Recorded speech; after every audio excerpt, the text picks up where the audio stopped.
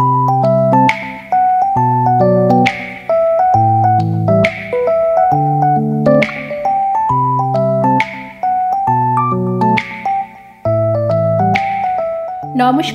আমি স্মৃতি। বড়দের প্রণাম, ছোটদের স্নেহ জানিয়ে শুরু করছি নতুন একটি ভিডিও।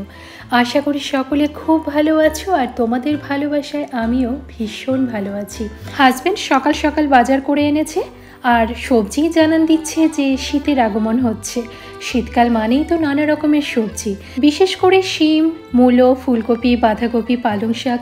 যদিও এখন সারা বছর সব সবজিই পাওয়া যায়, কিন্তু শীতের টাটকা সবজি দেখলেই বোঝা যায়।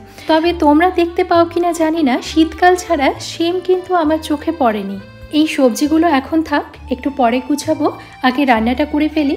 সবজির সাথে মাছও এসেছে, সেটি আগে ভালো করে ধুয়ে পরিষ্কার করে যতটা এখন লাগবে সেটা রেখে বাকিটা ফ্রিজে তুলে রাখবো।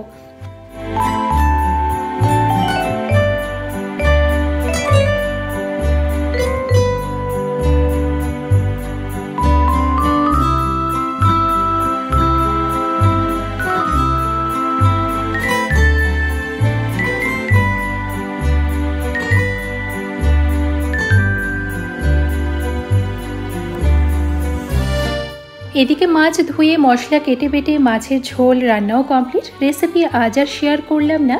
ভাত একটু আগেই নামিয়েছি, তার সাথে ছোলার ডাল করেছি। ভাতের সাথে খাওয়া হবে, তাই খুব ঘন করিনি। এবার ঢ্যাঁড়স আলু ভাজবো, আর সেই রেসিপি তোমাদের সাথে শেয়ার করব। কড়াই গরম হলে তাতে সর্ষের তেল দিলাম, আর তেল ভালো মতো গরম হলে এর মধ্যে একটা শুকনো লঙ্কা ছিঁড়ে দিচ্ছি, তার সাথে দিচ্ছি একটু কালো জিরে। এই কালো জিরে ও শুকনো লঙ্কা একটু ভাজা ভাজা হওয়ার পর এর মধ্যে দিয়ে দেবো কেটে রাখা আলু। আলুগুলো দেখো আমি কিন্তু কুচিয়ে কাটিনি, একটু বড় বড় মোটা মোটা করেই কেটেছি।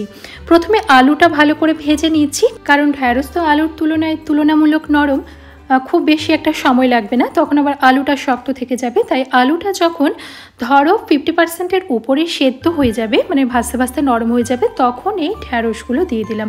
আর ঢ্যাঁড়সগুলো দেখো একটু বড় বড় করে কেটেছি, মানে একটা ঢ্যাঁড়সকে 2 টুকরো করে নিয়েছি।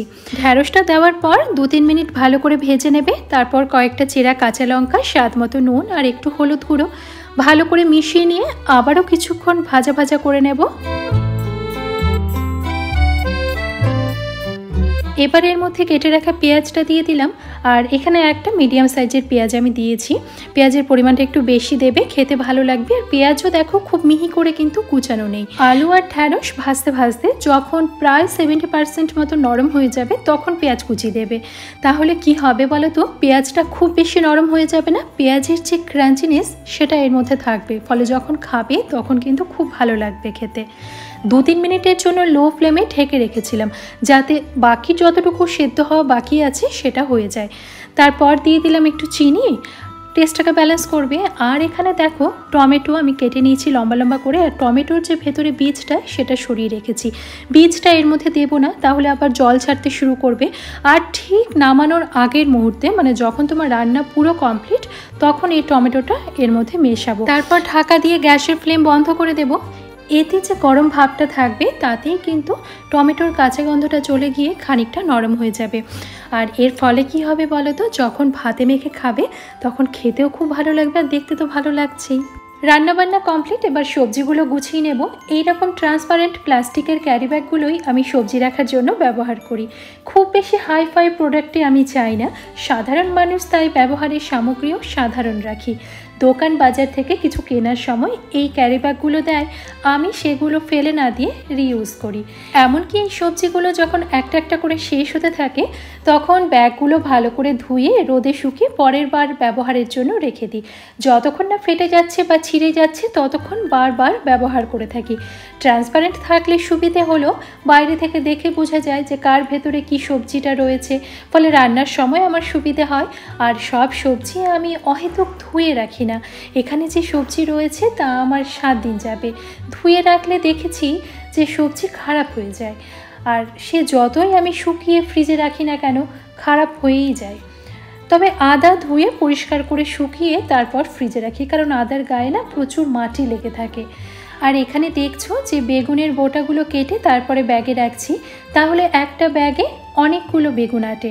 আর তাছাড়া এই বোটার খোঁচা লেগে ব্যাগটাও ছিঁড়ে না, তবে কয়েকটা বেগুন আমি বোটা সমেতই রাখি, যদি কোনো সময় ওই লম্বা লম্বা বেগুন ভাজা খেতে ইচ্ছা হয় তবে সেই বেগুনগুলো আলাদা করে রাখি।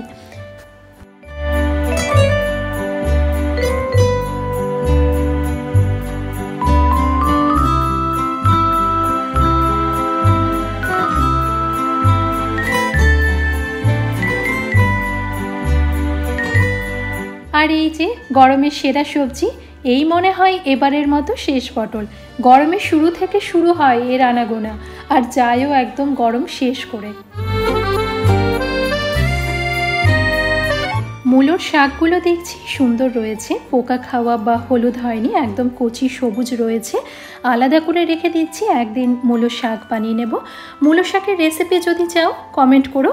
ওদিকে ঢ্যাঁড়স আলু ভাজার রেসিপি যে শেয়ার করলাম, কেমন লাগলো সেটা বলো। শুধু ভাত নয়, রুটি বা পরোটার সাথেও কিন্তু এইভাবে ঢ্যাঁড়স আলু ভেজে খেলে খুব ভালো লাগবে।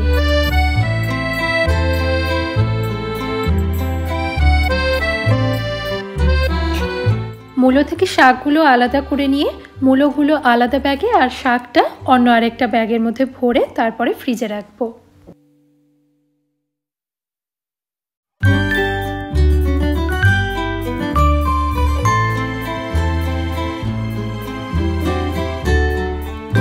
আর ফুলকপির ডাঁটিগুলো সেগুলো কেটে নিচ্ছি। এর মধ্যে পোকামাকড়ও থাকতে পারে, আর তাছাড়া ডাঁটি সমেত যদি ফ্রিজে রাখি তাহলে জায়গাও বেশি নেবে। তবে এর যে ডাঁটাগুলো সেগুলো কিন্তু ফেলে দেব না, এগুলো দিয়ে খুব সুন্দর চচ্চড়ি তৈরি হয়। তবে কচিগুলো নেব, যেদিন রান্না করব রেসিপি তোমাদের সাথে অবশ্যই শেয়ার করব।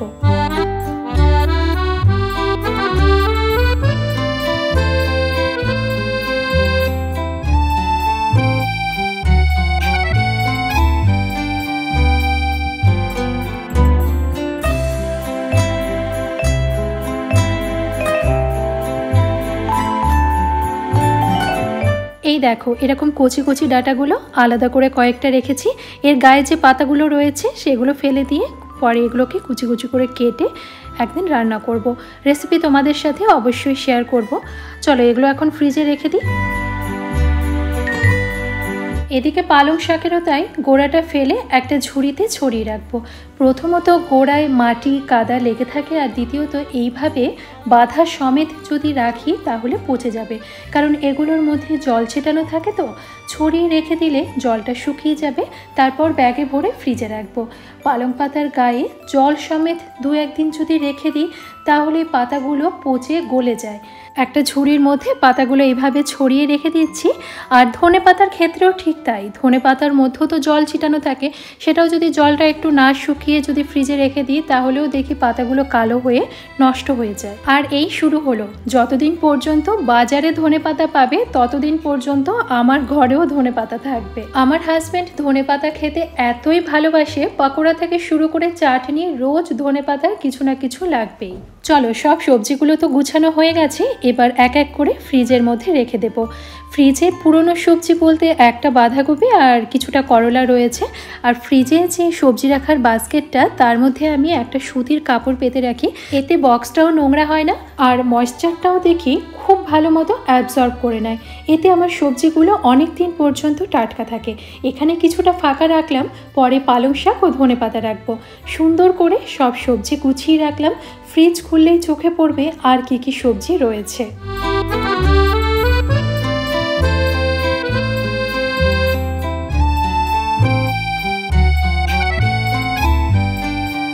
অন্যদিকে যে ঝুড়ির মধ্যে ধনেপাতা ও পালং শাক রেখেছি সেটা একটু বারান্দায় রাখবো, রোদের মধ্যে ওই 5 থেকে 7 মিনিটের জন্য, বেশিক্ষণ রাখবো না তাহলে আবার শুকিয়ে যাবে।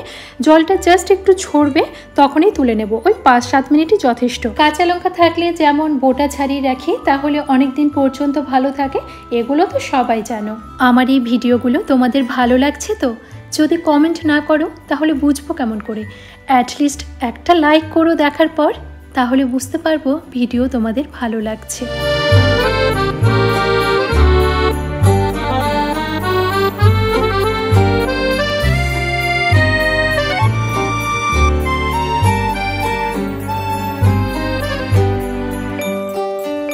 দুপুরের খাওয়া দাওয়া কমপ্লিট। কয়েকটা লেবু কেটে নিয়েছি। যে ফল তুমি খাবে সেখান থেকে 1-2 পিস তুলে নিয়ে করে নিতে পারো নিজের স্কিন কেয়ার। আর সেটা দেখতে হলে চোখ রাখতে হবে পরের ভিডিওতে।